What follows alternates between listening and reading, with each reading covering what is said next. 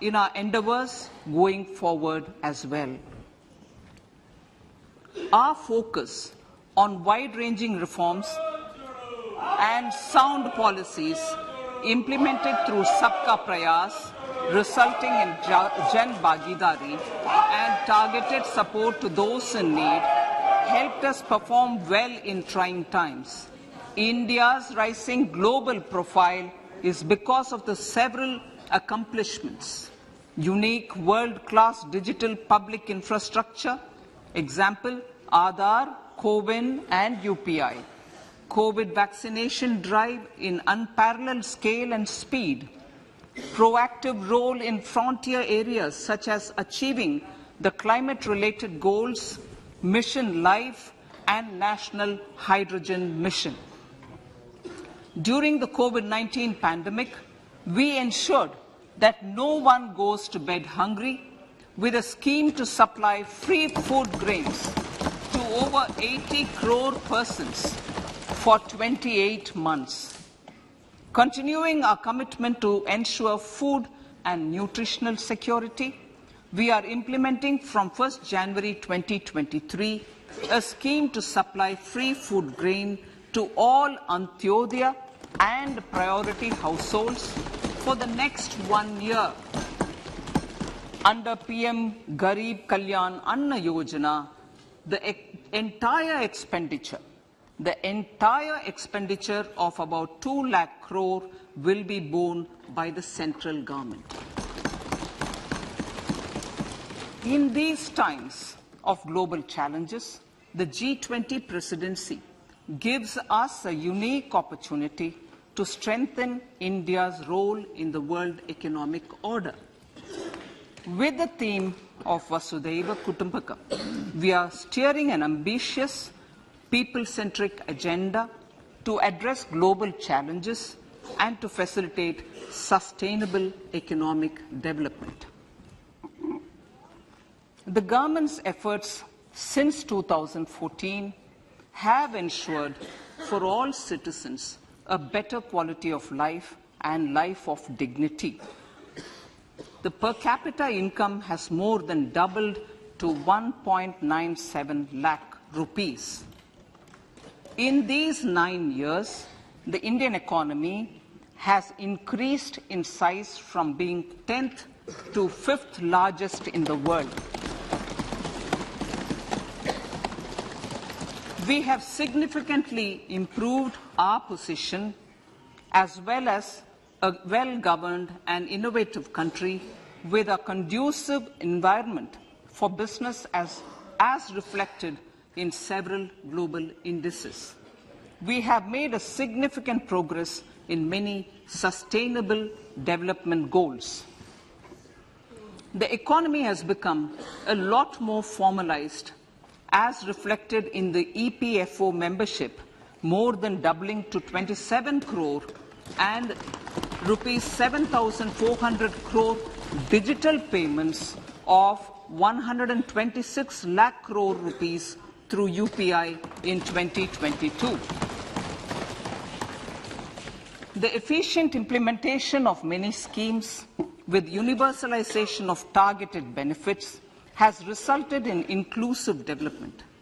Some of the schemes are 11.7 crore household toilets under Swachh Bharat mission, which is achieved, 9.6 crore LPG connections under Ujjwala,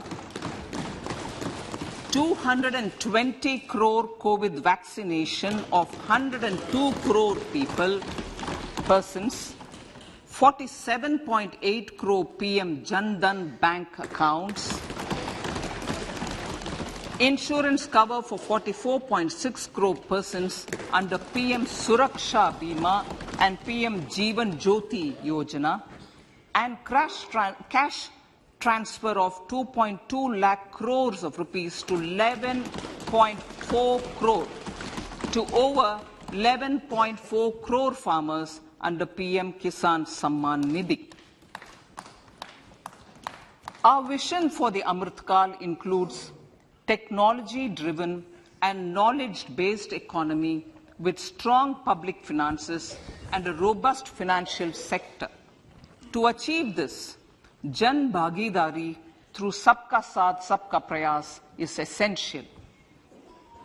The economic agenda for achieving this vision focuses on three things. First, facilitating ample opportunities for citizens, especially the youth, to fulfill their aspirations. Second, providing strong impetus to growth and job creation. And third, strengthening macroeconomic stability. To service these focus areas in our journey to India at 100, we believe that the following four opportunities can be transformative during Amrit Kal. Economic empowerment of women. Deen Dayal Antyodaya Yojana National Rural Livelihood Mission has achieved remarkable success by mobilizing rural women into 81 lakh self-help groups. We will enable these groups to reach the next stage of economic empowerment through formation of large producer enterprises or collectives, with each having several thousand members and managed professionally. They will be helped with raw materials supply and for better design, quality, branding, and marketing of their products. Through supporting these policies, they will be enabled to scale up their operations to serve the large consumer markets, as has been the case with the several startups growing into unicorns. PM Vishwakarma Kaushal Samman, PM Vikas. For centuries, traditional artisans and craftspeople who work with their hands using tools have brought renown for India. They're generally referred to as Vishwakarma.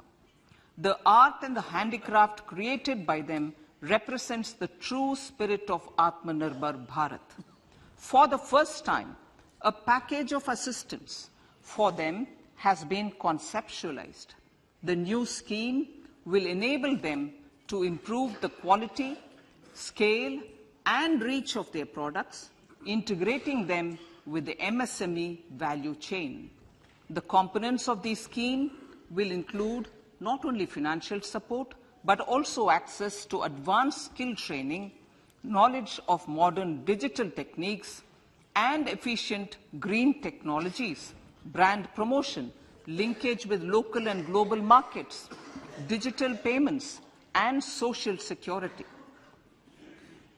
This will greatly benefit the scheduled castes, scheduled tribes, OBCs, women, and people belonging to the weaker sections. Tourism.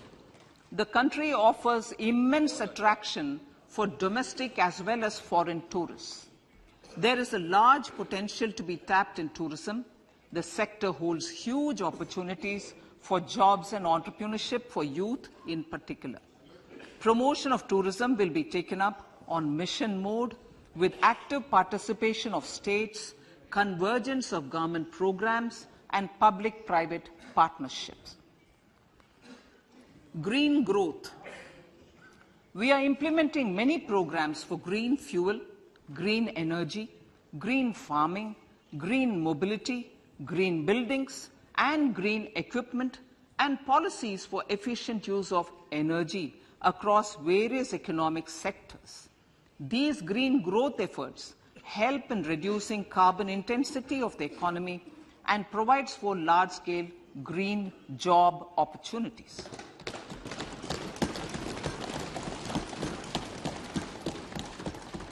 Priorities of this budget. The budget adopts the following 7 priorities. They complement each other and act as the Saptarishi guiding us through the Amrit Kal. Inclusive development, reaching the last mile, infrastructure and investment, unleashing the potential, green growth, youth power, and financial sector. I now speak on the priority number 1, inclusive development. The government's philosophy of Sabka Saath, Sabka Vikas has facilitated inclusive development covering in specific farmers, women, youth, OBCs, scheduled castes, scheduled tribes, Divyangjan and economically weaker sections, and overall priority for the underprivileged. Vanchiton ko variyata. There has also been a sustained focus on Jammu Kashmir, Ladakh and the Northeast. This budget builds on those efforts. Digital public infrastructure for agriculture. Digital public infrastructure for agriculture will be built as an open source, open standard and interoperable public good. This will enable inclusive farmer-centric solutions through relevant information services for crop planning and health, improved access to farm inputs, credit and insurance, help for crop estimation, market intelligence, and support for growth of agri-tech industry and startups.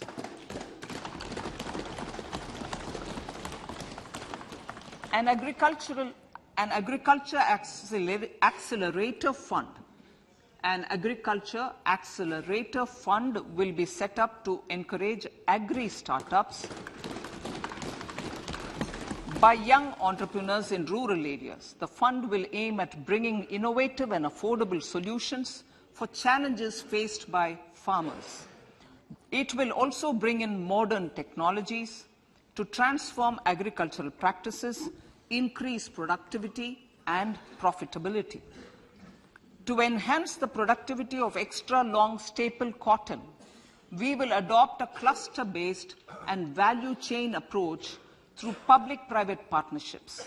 This will mean collaboration between farmers, state and industry for input supplies, extension services and market linkages. We will launch an Atmanirbhar Clean Plant program to boost availability of disease-free, quality planting material for high-value horticultural crops at an outlay of 2,200 crores. Global hub for millets, which are Sri Anna. India is the forefront. India is at the forefront of popularizing millets, whose consumption furthers nutrition, food security, and welfare of farmers, said the Honorable Prime Minister. We are the largest producer and second largest exporter of Sri Anna in the world. We grow several types of Sri Anna, such as Sri Anna Jowar, Sri Anna Ragi, Sri Anna Bajra, Sri Anna Kutu, Ramdana, Kangni, Kutni, Kutki, Kodo, China, and Sama. These have a number of health benefits and have been an integral part of our food for centuries. I acknowledge with pride the huge service done by small farmers in contributing to the health of fellow citizens by growing these Sri Anna. Now, to make India a global hub for Sri Anna, the Indian Institute of Millet Research, ideally Indian Institute of the Sri Anna Research, Hyderabad, will be supported as the center of excellence for sharing best practices, research and technologies at the international level. The agricultural credit target will be increased to 20 lakh crores with focus on animal husbandry, dairy and fisheries. We will launch a new sub-scheme of PM Matsya Sampada Yojana, which is an existing scheme, but we'll launch a new sub-scheme with targeted investment of 6,000 crores to further enable activities of fishermen, fish vendors, and micro and small entrepreneurs, improve value chain efficiencies, and expand the market. For farmers, especially small and marginal farmers and other marginalized sections, the government is promoting cooperative-based economic development model. A new Ministry of Cooperation was formed with a mandate to realize the vision of Sahakar Se Samriddhi. To realize this vision, the government has already initiated computerization of 63,000 primary agricultural credit societies with an investment of 2,560 crores, 2,516 crores. In consultation with all the stakeholders and the states, model bylaws for PACS were formulated, enabling them to become multi-purpose PACS. A national cooperative database is being prepared for countrywide mapping of cooperative societies. With this backdrop, we will implement a plan to set up massive decentralized storage capacity.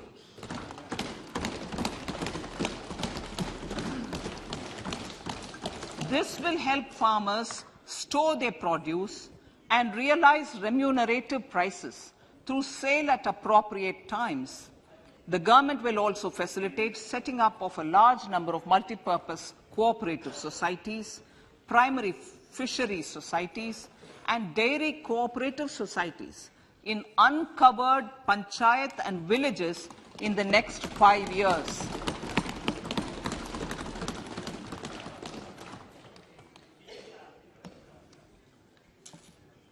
Health, education, and skilling. 157 new nursing colleges will be established in co-location with the existing 157 medical colleges established since 2014. A mission to eliminate sickle cell anemia by 2047 will be launched. It will entail awareness creation, universal screening of 7 crore people in the age group of 0 to 40 years in affected tribal areas, and counseling through collaborative efforts of central ministries and state governments. Facilities in select ICMR labs, Indian Council for Medical Research Labs, will be made available for research by public and private medical college faculty and private sector R&D teams for encouraging collaborative research and innovation. A new program to promote research and innovation in pharmaceuticals will be taken up through centers of excellence. We shall also encourage industry to invest in research and development in specific priority areas. Dedicated multidisciplinary courses for medical devices will be supported in existing institutions to ensure availability of skilled manpower for futuristic medical technologies, high-end manufacturing, and research. Teachers' training. Teachers' training will be re-envisioned through innovative pedagogy, curriculum transaction, continuous professional development, dipstick surveys, and ICT implementation. The District Institute of Education and Training will be developed as vibrant institutes of excellence for this purpose.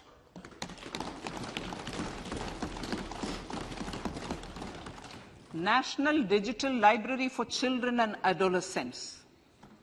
A National Digital Library for Children and Adolescents will be set up for facilitating availability of quality books across geographies, languages, genres, and levels, and device-agnostic accessibility. States will be encouraged to set up physical libraries for them at panchayat and ward levels and provide infrastructure for accessing the national digital library resources. Additionally, to build a culture of reading and to make up for pandemic time learning loss, the National Book Trust, the Children's Book Trust, and other sources will be encouraged to provide and replenish non-curricular titles in regional languages and in English to these physical libraries. Collaboration with NGOs that work in literacy will also be a part of this initiative to inculcate financial literacy. Financial sector regulators and organizations will be encouraged to provide age-appropriate reading material to these libraries. I move to priority 2, reaching the last mile. Prime Minister Vajpayee's government had formed the Ministry of Tribal Affairs and the Department of Development of Northeast Region to provide a sharper focus to the objective of reaching the last mile. Our government has formed the Ministries of Ayush, Fisheries, Animal Husbandry and Dairying, Skill Development, Jal Shakti and Cooperation. Building on the success of the Aspirational Districts program, the government has recently launched the Aspirational Blocks program, covering 500 blocks for saturation of essential government services across multiple domains such as health, nutrition, education, agriculture, water resources, financial inclusion, skill development, and basic infrastructure. Manya Speaker, Sir, Pradhan Mantri PVTG, which is Primitive Vulnerable Tribal Groups Development Mission, is being launched. To improve socio-economic conditions of the particularly vulnerable tribal groups, the PVTGs as we refer them to, Pradhan Mantri PVTG Development Mission will be launched. This will saturate PVTG families and habitations with basic facilities such as safe housing, clean drinking water and sanitation, improved access to education, health, nutrition, road and telecom connectivity, and sustainable livelihood opportunities.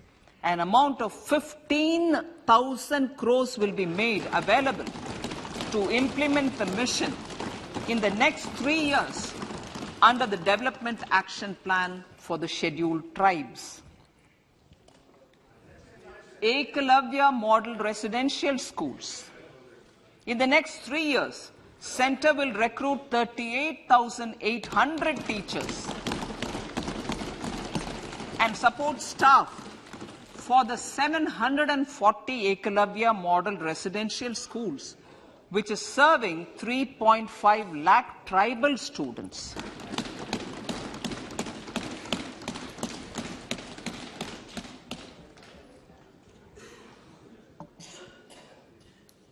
In the drought-prone central regions of Karnataka, central assistance of 5,300 crore will be given to Upper Bhadra project to provide sustainable micro-irrigation and filling up of surface tanks for drinking water. PM Awas Yojana. The outlay for PM Awas Yojana is being enhanced by 66% to over 79,000 crores. Bharat Shared Repository of Inscriptions will be set up in a digital epigraphy museum with digitization of 1 lakh ancient inscriptions in the first stage. Support for poor prisoners. For poor persons who are in prisons and unable to afford the penalty or the bail amount, required financial support will be provided.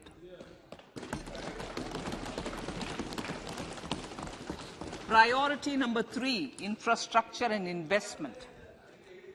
Investments in infrastructure and productive capacity have a large multiplier impact on growth and employment. After the subdued period of the pandemic, private investments are growing again. The budget takes the lead once again to ramp up the virtuous cycle of investment and job creation. Honorable Speaker, sir, the capital investment outlay is being increased steeply for the 3rd year in a row by 33% to 10 lakh crores, which would be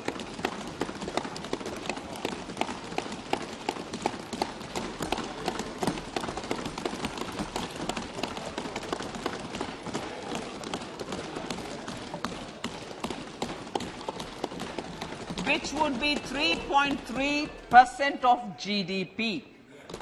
This will almost be 3 times the outlay made in 2019-20.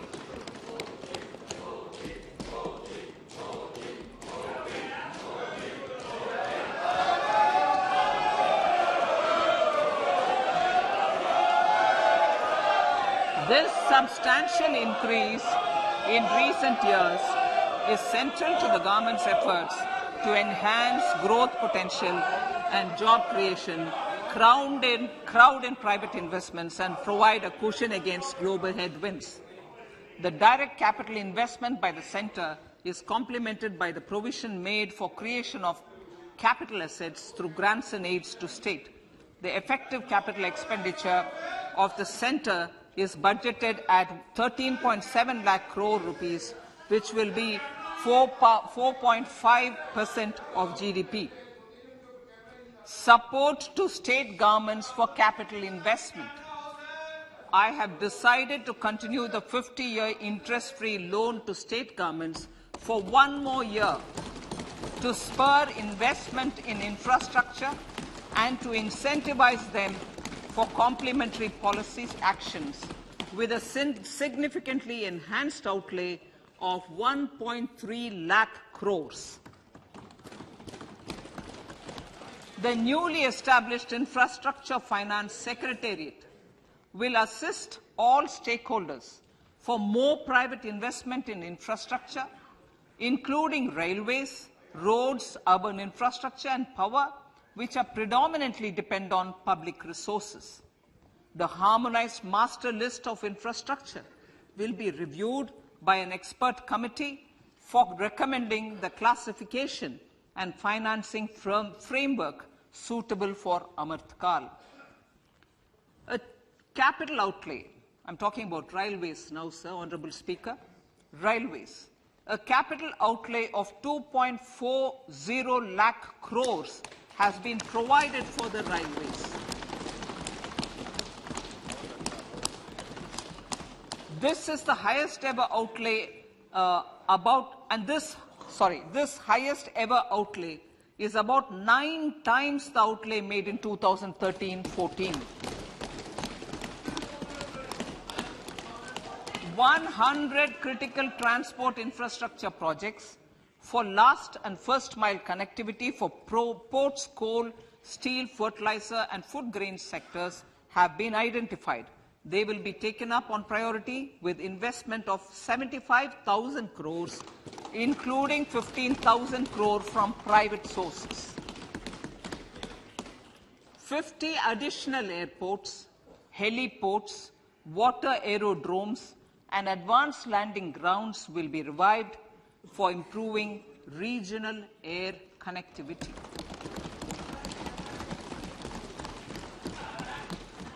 Sustainable cities for tomorrow.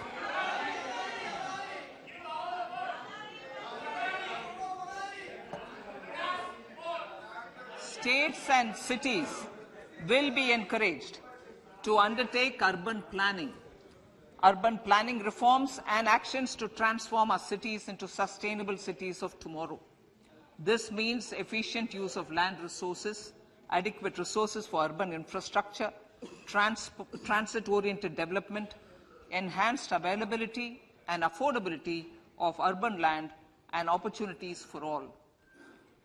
Through property tax governance reforms and ring-fencing user charges on urban infrastructure, cities will be incentivized to improve their creditworthiness for municipal bonds. Like the RIDF, an Urban Infrastructure Development Fund will be established through use of priority sector lending shortfall.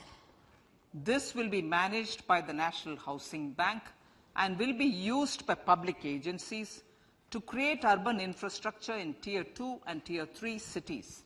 States will be encouraged to leverage resources from the grants of the 15th Finance Commission as well as existing schemes to adopt appropriate user charges while accessing the UIDF. We expect to make available 10,000 crore rupees per annum for this purpose. All cities and towns will be enabled for 100% mechanical desludging of septic tanks and sewers to transition from manhole to machine hole mode.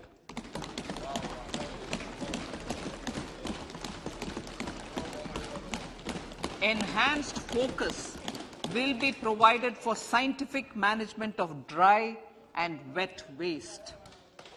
Honorable Speaker, sir, our Prime Minister had said, good governance is the key to a nation's progress. Our government is committed to providing a transparent and accountable administration which works for the betterment and welfare of common citizens. Mission Karma Yogi. Under Mission Karma Yogi, centre, states and the union territories are making and implementing capacity building plans for civil servants.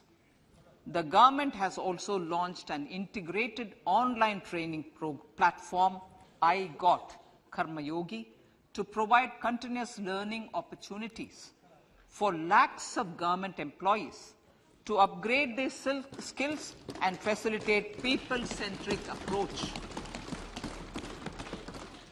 Sir, for enhancing ease of doing business, more than 39,000 compliances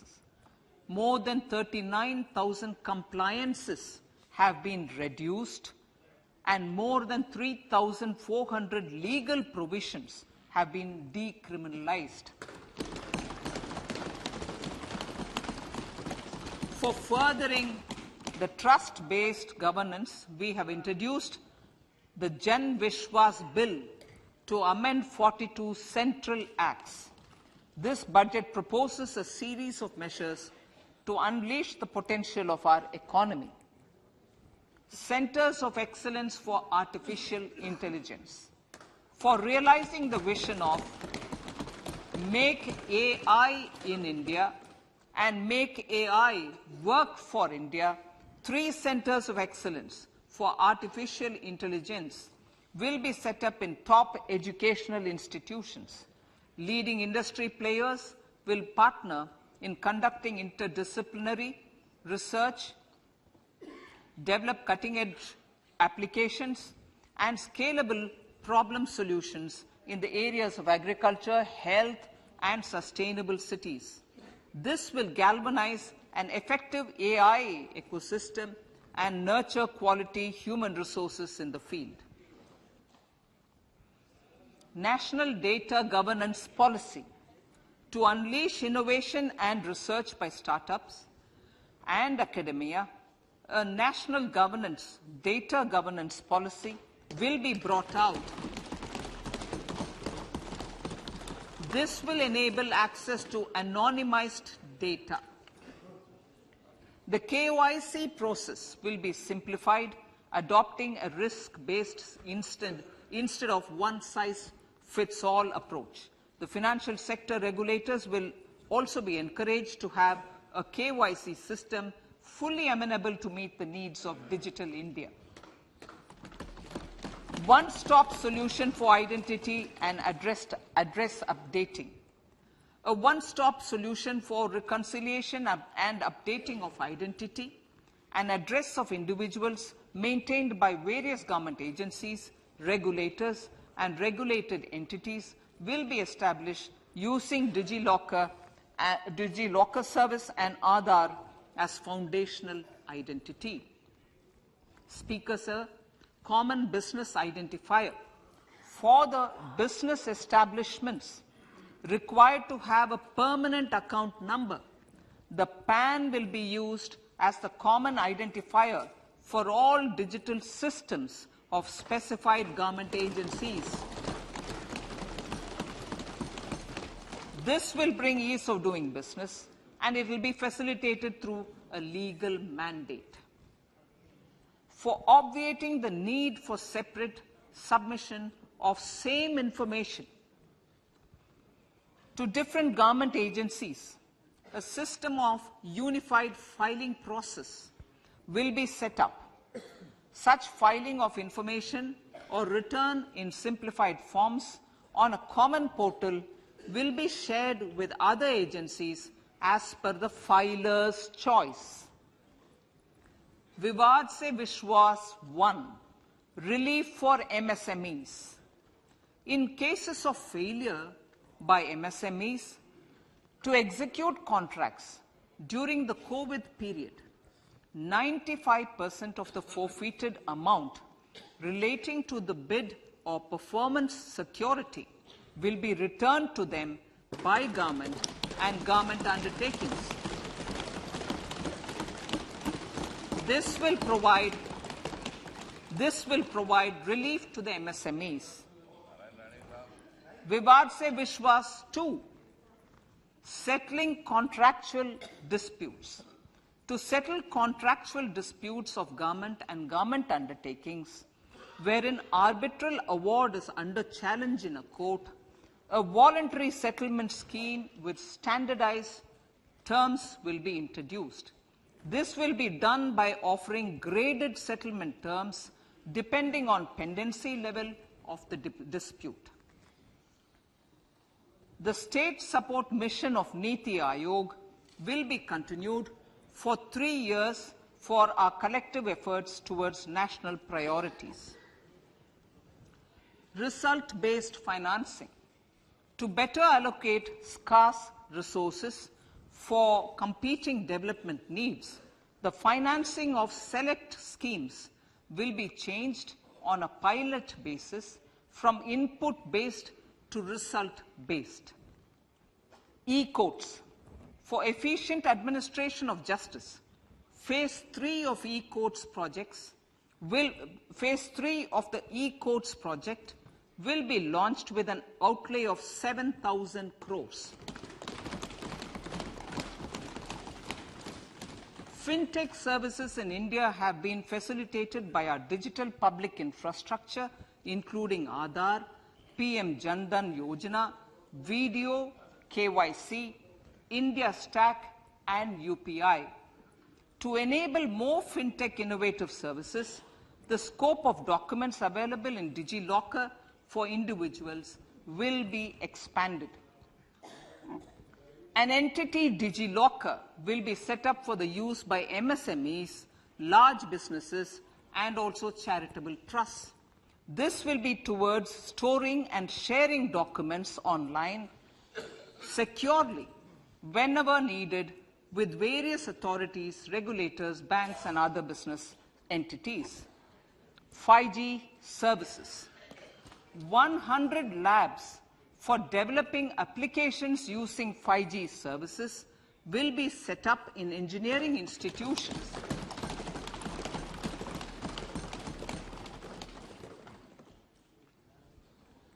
To realize a new range of opportunities, business models, and employment potential, the labs will cover, among others, Applications such as smart classrooms, precision farming, intelligent transport systems, and healthcare applications. Lab-grown diamonds. Lab-grown diamonds is a technology and innovation-driven emerging sector with high employment potential. These environment-friendly diamonds, which have optically and chemically the same properties as natural diamonds. To encourage indigenous production of LGD, lab-grown diamond seeds and machines, and to reduce import dependency, a research and development grant will be provided to one of the IITs for 5 years. To reduce the cost of production, a proposal to review the custom duty on LGD seeds will be indicated in Part B of the speech. I come to the fifth priority, Honourable Speaker, sir, green growth. Honourable Prime Minister has given a vision for life or lifestyle for environment to spur a movement of environmentally conscious lifestyle. India is moving forward firmly for the Panchamrit, the net zero carbon emission by 2070 to usher in green industrial and economic transition. This budget builds on our focus on green growth. The recently launched National Green Hydrogen Mission, with an outlay of 19,700 crores, will facilitate transition of the economy to low carbon intensity, reduce dependence on fossil fuel imports, and make the country assume technology and market leadership in this sunrise sector. Our target is to reach an annual production of 5 MMT by 2030. Energy transition.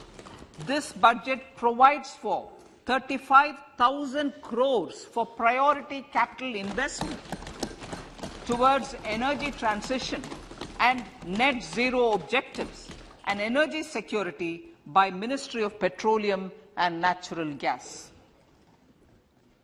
To steer the economy on sustainable development path, battery energy storage systems with capacity of 4,000 MWh will be supported with viability gap funding. A detailed framework for pumped storage projects will also be formulated. Renewable energy evacuation. The interstate transmission system for evacuation and grid integration of 13 gigawatt renewable energy from Ladakh will be constructed with investment of 20,700 crore, including central support of 8,300 crores. Green credit program. For encouraging behavioral change, a green credit program will be notified under the Environment Protection Act. This will incentivize environmentally sustainable and responsive actions by companies, individuals, and local bodies, and help mobilize additional resources for such activities.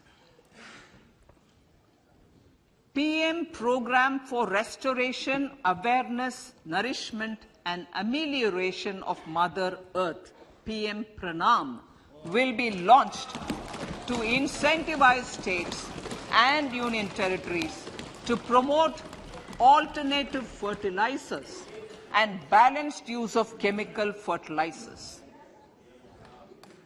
Go Bardhan scheme.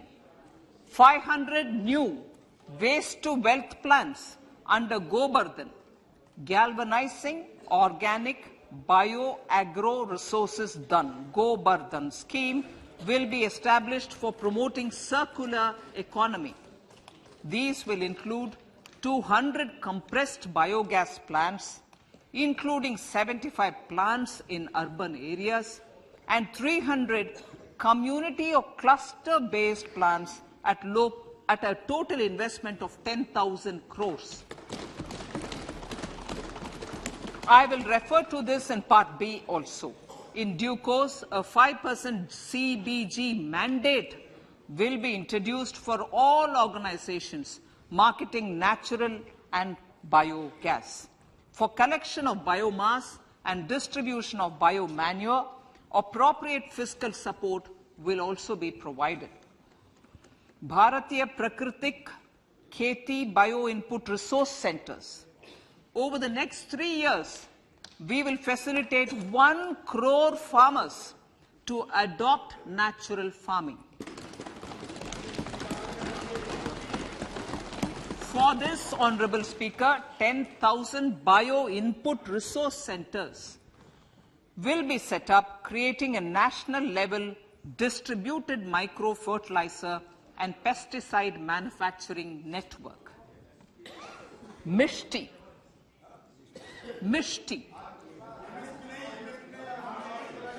Building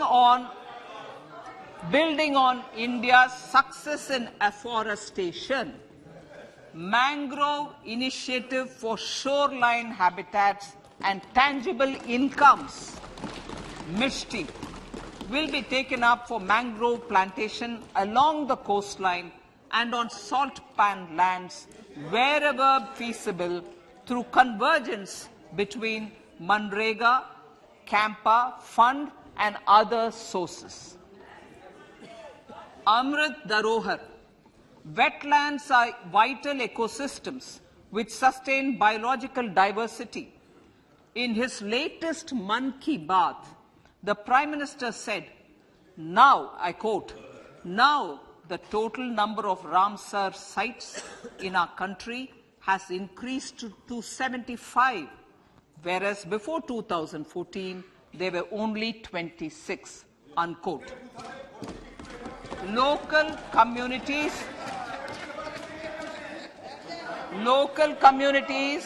have always been at the forefront of conservation efforts. The government will promote their unique conservation values through Amrit Dharohar, a scheme that will be implemented over the next 3 years to encourage optimal use of wetlands and enhance biodiversity, carbon stock, ecotourism opportunities, and income generation for local communities. Coastal shipping. Coastal shipping will be promoted as the energy efficient and lower cost mode of transport, both for passengers and freight, through PPP mode with viability gap funding. Vehicle replacement. Vehicle replacement is an important continuing policy, replacing the old political,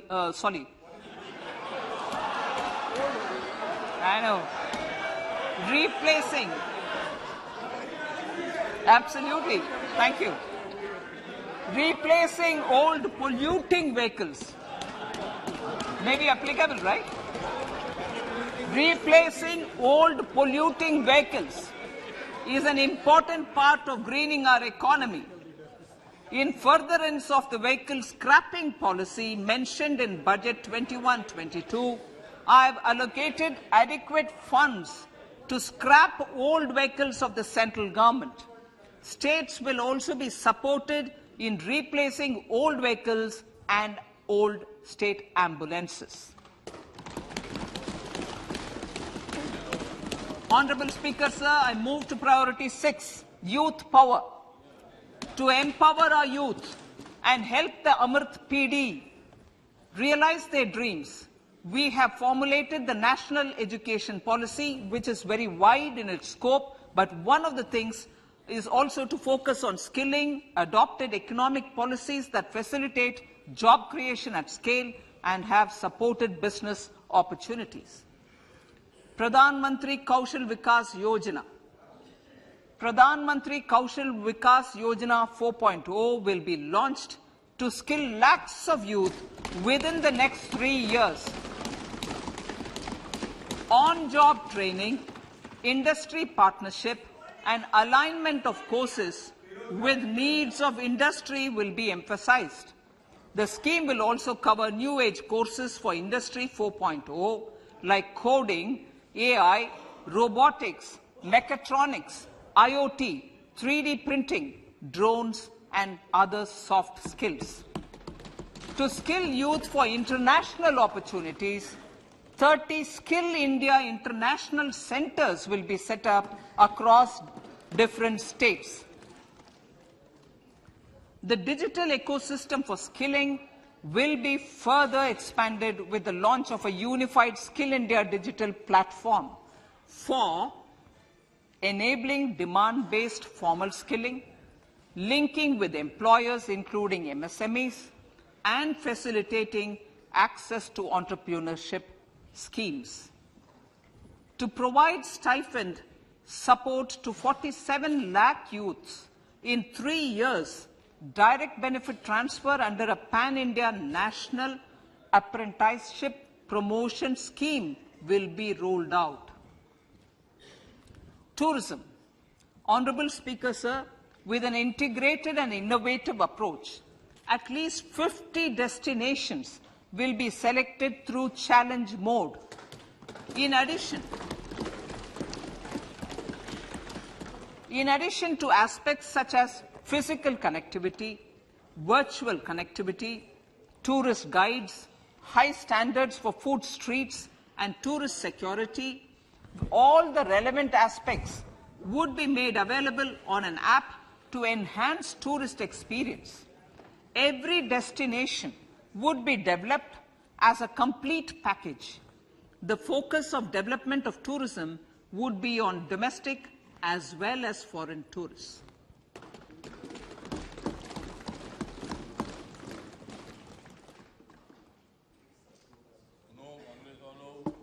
Sector-specific skilling and entrepreneurship development will be dovetailed to achieve the objectives of Dekho Apna Desh initiative. This was launched as an appeal by the Honorable Prime Minister to the middle class to prefer domestic tourism over international tourism. The integrated development of theme-based tourist circuits, the Swadesh Darshan scheme, was also launched. Under the Vibrant Villages program, tourism infrastructure and amenities will be facilitated in border villages. Unity Mall. States will be encouraged to set up a Unity Mall in their state capital or most prominent tourism center or the financial capital for promotion and sale of their one district, one product and GI products and other handicraft products, and for providing space for such products of all other states as well. Sir, priority number 7, financial sector. Our reforms in the financial sector and innovative use of technology have led to financial inclusion at scale, better and faster service delivery, ease of access to credit, and participation in financial markets. This budget proposes to further these measures. Credit guarantee for MSMEs. Last year, I proposed revamping of the credit guarantee scheme for the MSMEs. I am happy to announce that the revamped scheme will take effect from 1st April 2023 through infusion of 9,000 crores in the corpus. This will enable additional collateral-free guaranteed credit of 2 lakh crores of rupees. Further, the cost of credit will be reduced by about 1%.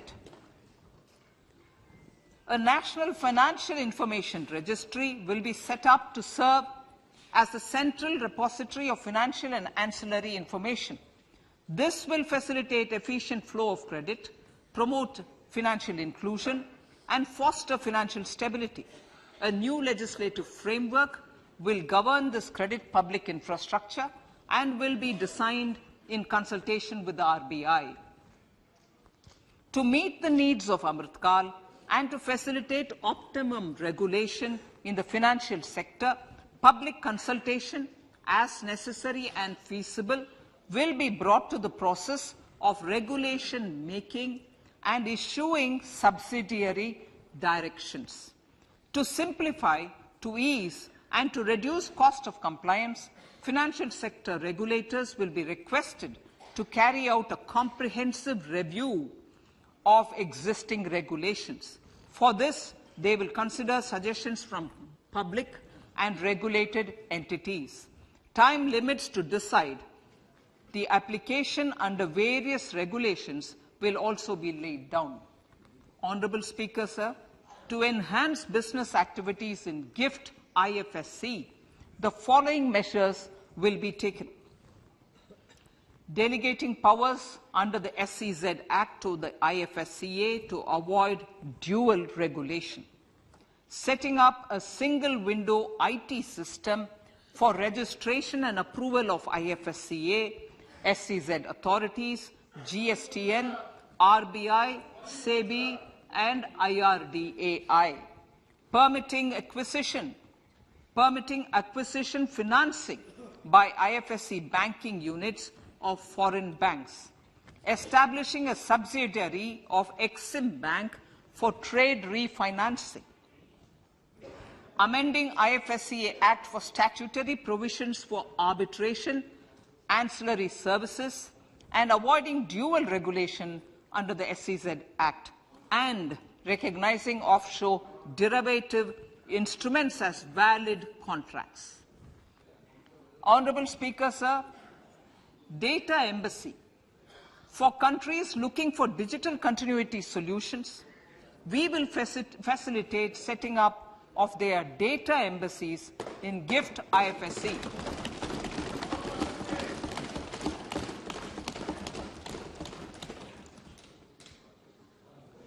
Improving governance and investor protection in banking sector. To improve bank governance and enhance investors' protection, certain amendments to the Banking Regulation Act, the Banking Companies Act, and the Reserve Bank of India Act are being proposed. Capacity building in securities market. Honourable Speaker, sir, to build capacity of functionaries and professionals in the securities market, SEBI will be empowered to develop, regulate, maintain, and enforce norms and standards for education in the National Institute of Securities Markets and to recognize award of degrees, diplomas, and certificates. A central processing center will be set up for faster response to companies through centralized handling of various forms filed with field officers under the Companies Act. Reclaiming of shares and dividends. For investors to reclaim unclaimed shares and unpaid dividends from the Investor Education and Protection Fund Authority with ease, from the Investor Education and Protection Fund Authority with ease, an integrated IT portal will be established. Digital payments continue to find wide acceptance. In 2022, they show an increase of 76% in transaction and 91% in value. Fiscal support for this digital public infrastructure will continue in 2023-2024. Azadi Ka Amrit Mahotsav, Mahila Samman Bachat Patra.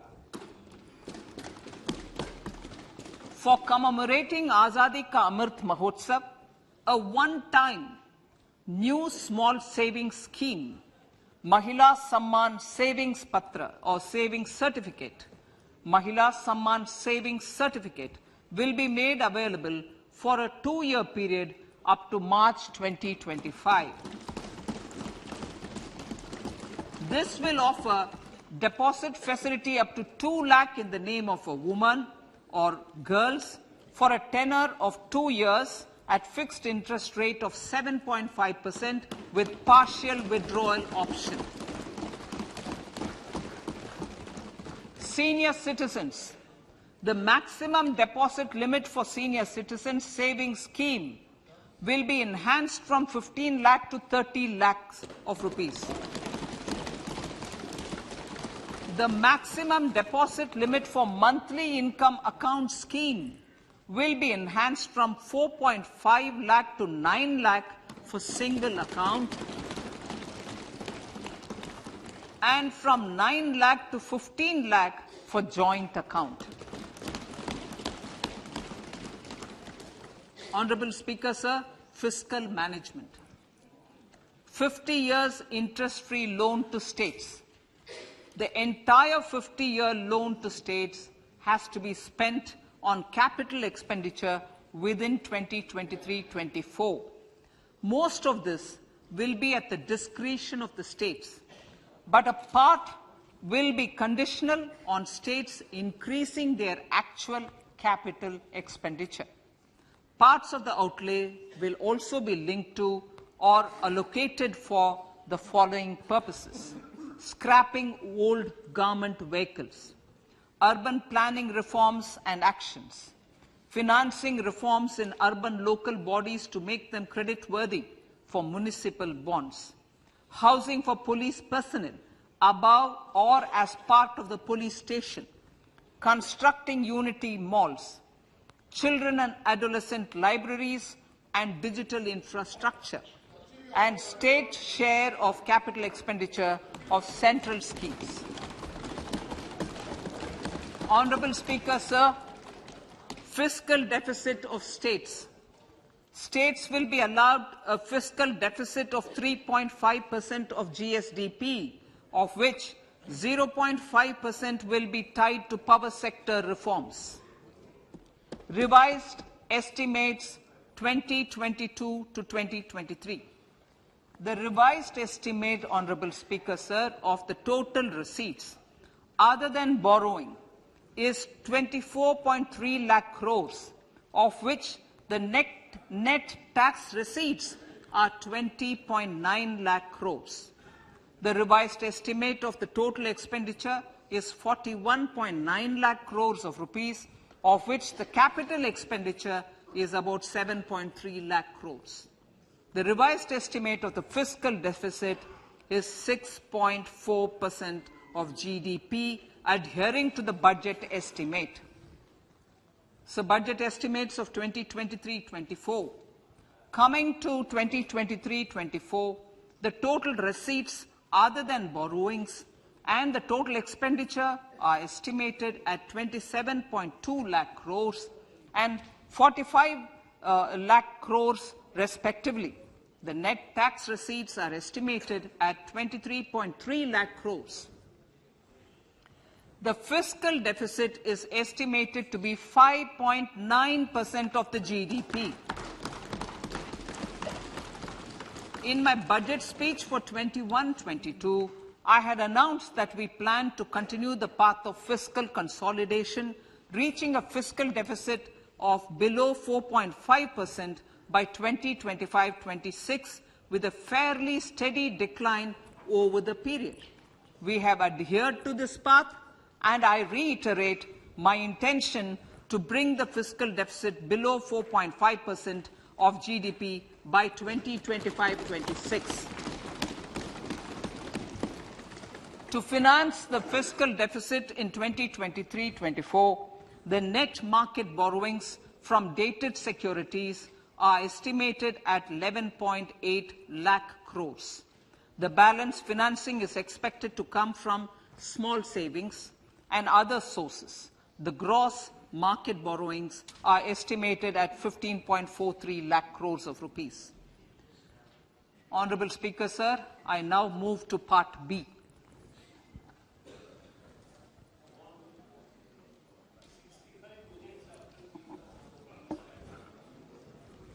Indirect taxes. My indirect tax proposals will aim to promote exports, boost domestic manufacturing, enhance domestic value addition, encourage green energy and mobility. A simplified tax structure with fewer tax rates helps in reducing compliance burden and improving tax administration. I propose to reduce the number of basic customs duty rates on goods other than textiles and agriculture from 21 to 13. As a result, there are minor changes in the basic custom duties, cesses and surcharges on some items including toys, bicycle, automobiles and naphtha. Green mobility. To avoid cascading of taxes on blended compressed natural gas, I propose to exempt excise duty on GST paid compressed biogas contained in it. To further provide impetus to green mobility, customs duty exemptions is being extended to import of capital goods and machinery required for manufacture of lithium-ion cells for batteries used in electrical vehicles as well. Electronics. As a result of various initiatives of the government, including phased manufacturing program, mobile phone production in India has increased from 5.8 crore units valued at about 18,900 crore in 2014-15 to 31 crore units valued at 2,75,000 crore in the last financial year. To further deepen domestic value addition in manufacturing of mobile phones, I propose to provide relief to customs duty. I propose to provide relief in customs duty on import of certain parts and inputs like camera lens and continue the concessional duty on lithium-ion cells for batteries for another year. Similarly, to promote value addition in manufacture of televisions, I propose to reduce the basic customs duty on parts of open cells of TV panels to 2.5%. Electrical. To rectify inversion of duty structure and encourage manufacturing of electric kitchen chimneys, the basic custom duty on electric kitchen chimney is being increased from 7.5% to 15%, and that on heat coils for these is proposed to be reduced from 20% to 15%. Chemicals and petrochemicals. Denatured ethyl alcohol is used in chemical industry. I propose to exempt basic customs duty on it. This will also support the ethanol blending program and facilitate an endeavor for energy transition. Basic customs duty is also being reduced on acid-grade fluorospar from 5% to 2.5% to make the domestic fluorochemicals industry competitive. Further, the basic customs duty on crude glycerin for use in manufacture of epichlorohydrin is proposed to be reduced from 7.5% to 2.5%.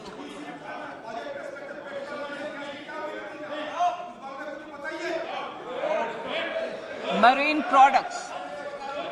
In the last financial year, marine products recorded the highest export growth, benefiting farmers in the coastal states of the country. To further enhance the export competitiveness of marine products, particularly shrimps, duty is being reduced on key inputs for domestic manufacture of shrimp feed. India is a global leader, as I said in Part A, in cutting and polishing of natural diamonds, contributing about 3/4 of the global turnover by value. With the depletion of deposits of natural diamonds, the industry is moving towards lab-grown diamonds, and it holds huge promise. To seize this opportunity, I propose to reduce the basic customs duty on seeds used in their manufacture. Customs duties on door or doré and bars of gold and platinum were increased earlier this fiscal. I propose to increase the duties on articles made therefrom to enhance the duty differential. I also propose to increase the import duty on silver doors, bars and articles to align them with that on gold and platinum. To facilitate availability of raw materials for the steel sector, exemptions from basic custom duty on raw materials for manufacture of CRGO steel, ferrous scrap and nickel cathode is being continued. Similarly, the concessional BCD of 2.5% on copper scrap is also being continued to ensure the availability of raw materials for secondary copper producers who are mainly in the MSME sectors.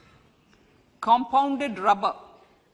The basic custom duty rate on compounded rubber is being increased from 10% to 25% or 30 kg, whichever is lower, at par with that of natural rubber other than latex, to curb circumvention of duty. Cigarettes.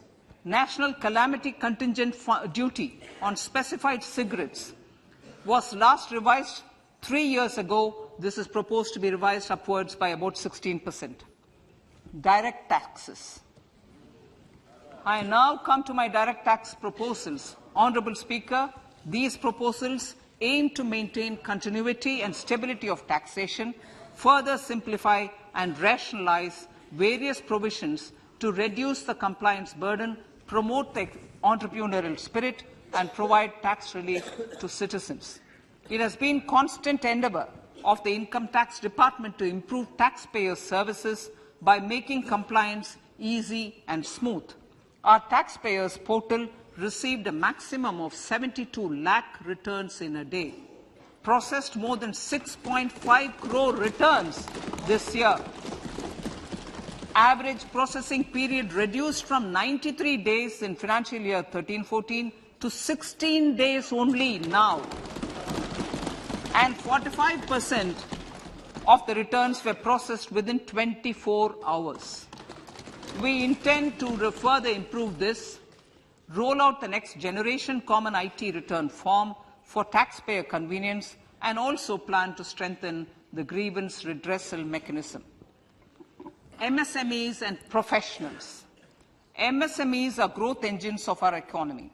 Micro enterprises with turnover up to 2 crore of rupees and certain professionals with turnover of up to 50 lakh rupees can avail the benefit of presumptive taxation. I propose to provide enhanced limits of 3 crore and 75 lakh respectively to the taxpayers whose cash receipts are no more than 5%. Whose cash receipts are no more than 5%. Moreover, to support MSMEs in timely receipt of payments, I propose to allow deduction for expenditure incurred on payments made to them only when payment is actually made. Cooperation. Cooperation is a value to be cherished. In realizing our Prime Minister's goal for Sehkar Se Samriddhi and his resolve to connect the spirit of cooperation with the spirit of Amrit Kal, in addition to the measures proposed in Part A, I have a slew of proposals for the cooperation sector. First, new cooperatives that commence manufacturing activities till 2024, 31st March, shall get the benefit of a lower tax rate of 15%, as is presently available to new manufacturing companies. Secondly, I propose to provide an opportunity to sugar cooperatives to claim payments made to sugarcane farmers for the period prior to the assessment year 2016-17 as expenditure. This is expected to provide them a relief of almost 10,000 crores. Thirdly, I am providing a higher limit of 2 lakh per member for cash deposits to loans in cash by primary agricultural cooperative societies and primary cooperative agriculture and rural development banks. I repeat that. Thirdly, I am providing a higher limit of 2 lakh per member for cash deposits to and loans in cash by primary agricultural cooperative societies and primary cooperative agricultural and rural development banks. Similarly, a higher limit of 3 crore for TDS on cash withdrawal is being provided to cooperative societies. Startups.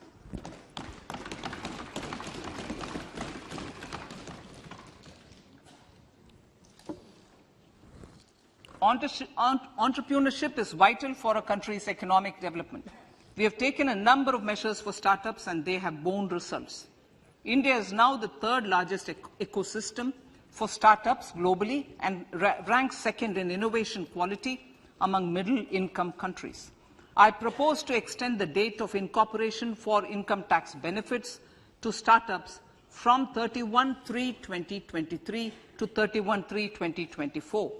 I further propose to provide the benefit of carry forward of losses on change of shareholding of startups from 7 years of incorporation to 10 years.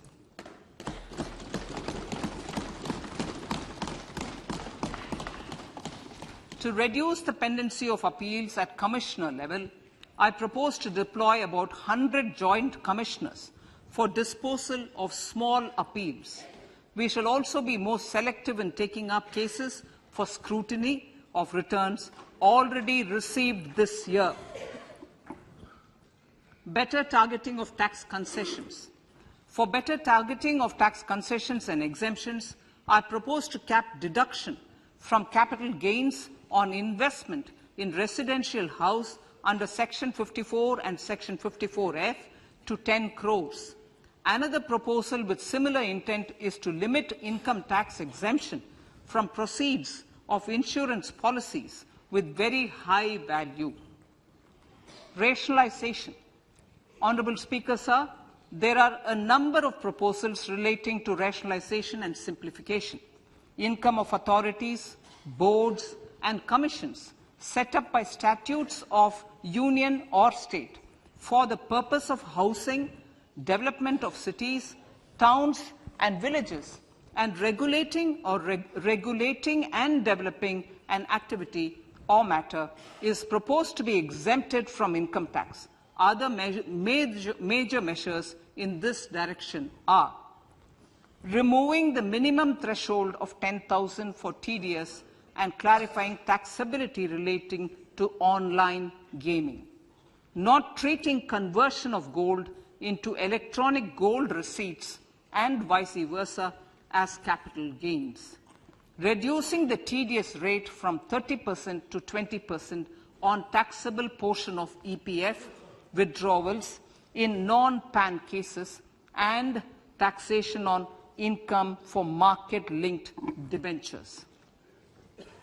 Other major proposals in the finance bill relate to the following: extension of period of tax benefits to funds relocating to IFSC, GIFT City till 31/3/2025, decriminalization under Section 276A of the Income Tax Act, allowing carry forward of losses on strategic disinvestment, including that of IDBI Bank, and providing EEE status to Agnivir Fund. Personal income tax.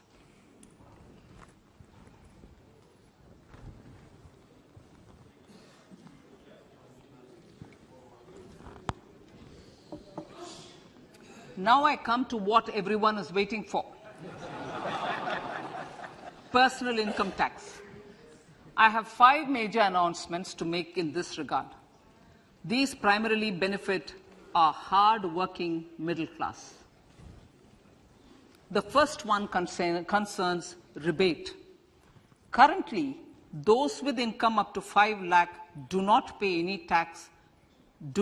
any income tax in both old and new regimes.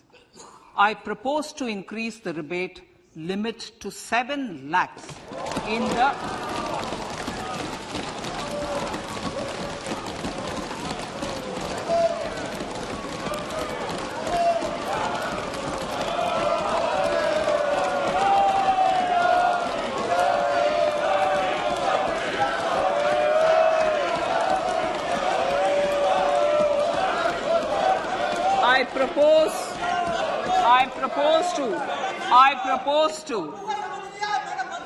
I propose to increase the rebate limit to 7 lakh in the new tax regime.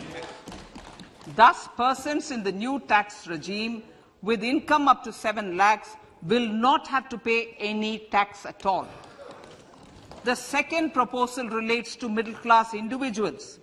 I had introduced in the year 2020 the new personal income tax regime with 6 income slabs starting from 2.5 lakh.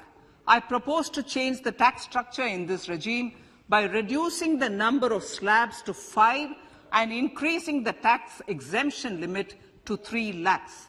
The new tax rates are 0 to 3 lakh, nil. 3 to 6 lakhs, 5%. 6 to 9 lakhs, 10%.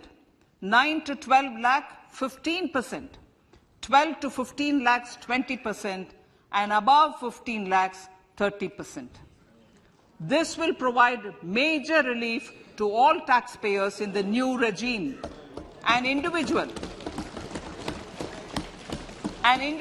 with an annual income of 9 lakhs will be required to pay only 45,000 rupees. This is only 5% of his or her income. It is a reduction of 25% on what he or she is required to pay now. That is 60,000. So in the place of 60,000, it is now only 45,000. Similarly, an individual with an income of 15 lakh rupees would be required to pay only 1.5 lakh or 10% of his income or her income, a reduction of 20% from the existing liability of 1,87,500 rupees.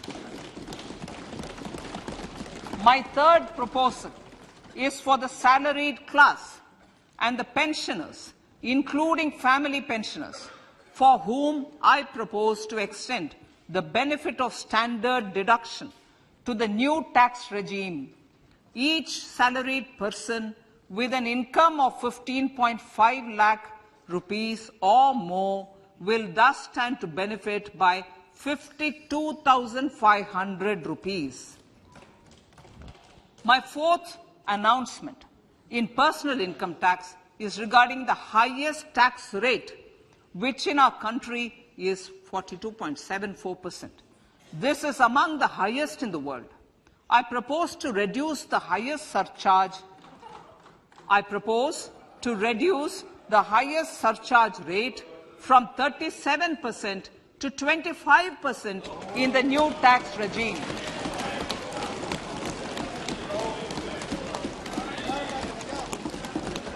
This would result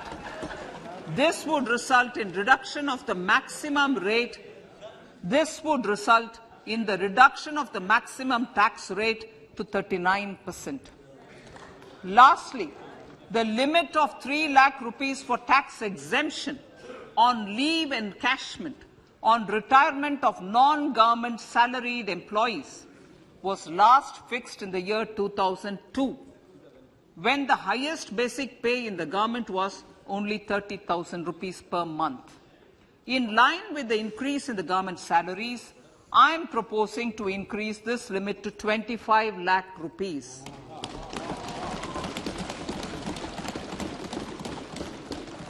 We are also making the new income tax regime as the default tax regime. However, citizens will continue to have the option to avail the benefit of the old tax regime. Apart from these, I am also making some other changes as given in the annexure. As a result of these proposals, revenue of about 38,000 crore to 37,000 crore in direct taxes and rupees 1,000 crore in indirect taxes will be foregone, while revenue of about 3,000 crore will be additionally mobilized. Thus, the total revenue foregone is about 35,000 crores annually. Honourable Speaker, sir, with these words, I commend the budget to this August House.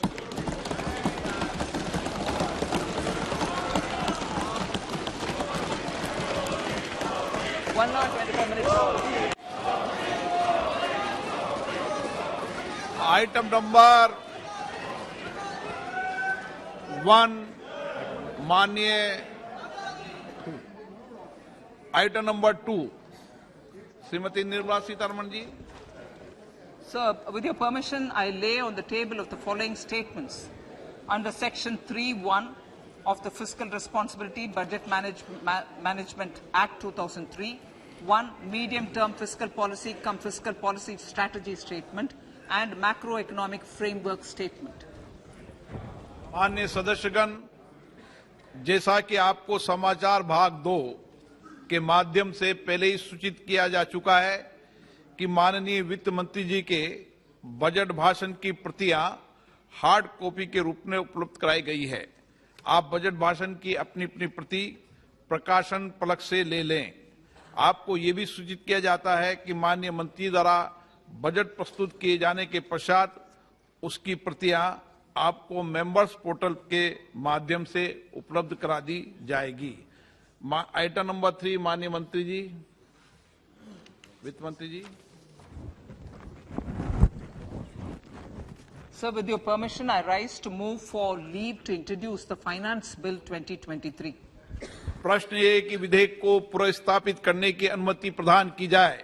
जो सदस्य इसके पक्ष में हाँ कहें, जो सदस्य विरोध में ना कहें। मेरे विचार में निर्णय हाँ वालों के पक्ष में, हाँ वालों के पक्ष में। माननीय मंत्री जी विधेयक को पुनर्स्थापित करें। Sir, I introduce the bill. सभा की कार्रवाई कल गुरुवार दिनांक 2 फरवरी 2023 को प्राप्त 11 बजे तक के लिए स्थगित की जाती है।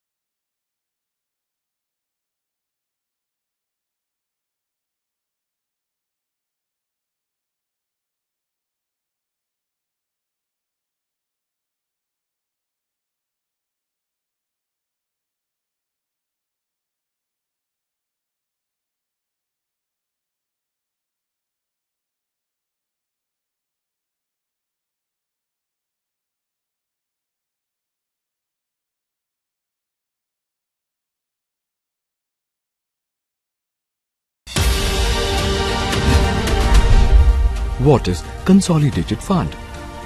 The Consolidated Fund is made up of all revenues and loans raised by the government. It also includes receipts from recoveries of loans granted by it. All government expenses are paid out of Consolidated Fund. No amount can be withdrawn without Parliament's approval.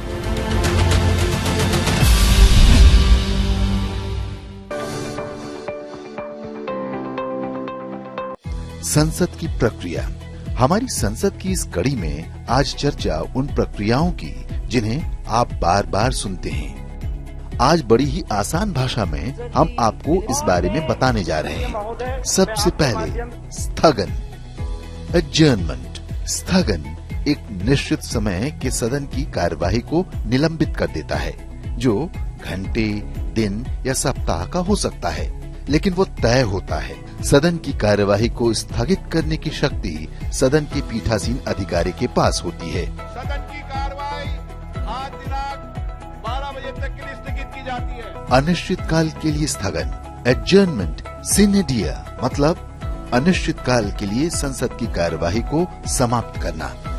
दूसरे शब्दों में, जब सदन कार्यवाही की दोबारा बैठक के लिए कोई दिन या समय सुनिश्चित न हो, उसे ही अनिश्चित काल के लिए स्थगन कहते हैं। सभा की कार्रवाई अनिश्चितकाल के लिए स्थगित की जाती है।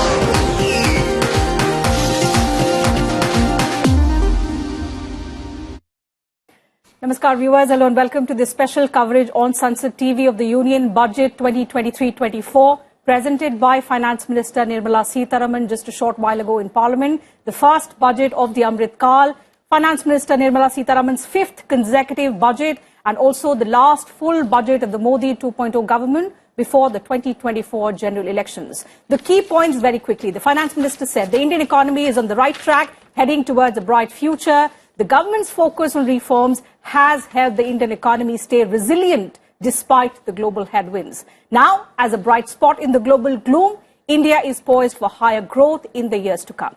So, for this bright future,